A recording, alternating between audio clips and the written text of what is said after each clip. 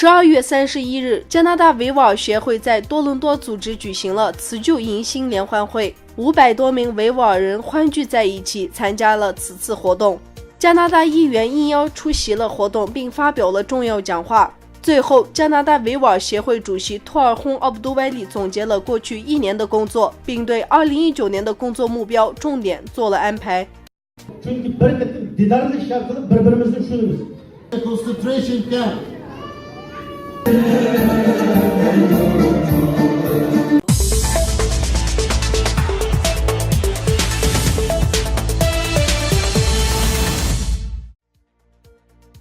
云南蔚山县永坚镇3座清真寺被当地政府以违章建筑、穆斯林非法从事宗教活动、需要强拆为由被查封后，上周六上午，当地政府出动100多名穿制服的防暴警察试图强拆，遇到当地回民穆斯林强烈抵抗，双方发生冲突，数十人被抓或打伤。目前当地人心惶惶，不敢多言，担心随时被抓捕。永坚镇回回登清真寺、马米场清真寺、三家村清真寺每周有2000多名穆斯林参加宗教活动，但此次寺院被查封，导致穆斯林无处聚会。最近1个月，除了新疆、甘肃、宁夏、云南等地均有清真寺或穆斯林学校遭到强拆。舆论分析，各地政府正在效仿新疆维吾尔自治区的做法，清除宗教场所以及相关学校。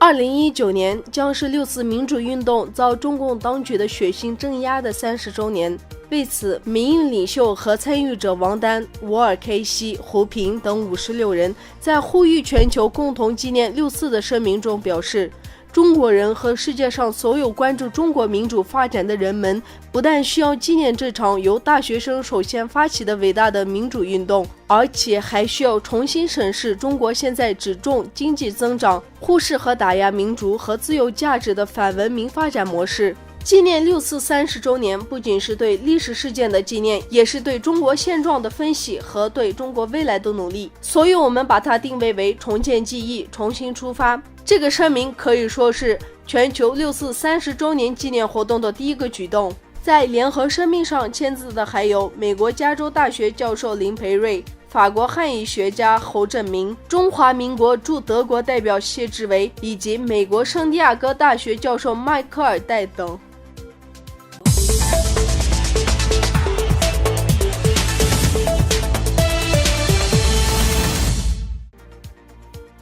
当地时间12月28日，埃及著名景点金字塔附近发生恐怖爆炸事件。截止发稿时，已造成4人死亡，10人受伤，另外3人伤势严重。爆炸发生后，埃及许多媒体报道说，死伤者为中国游客。不过，埃及内政部随后发布消息称，这些伤亡者为越南人。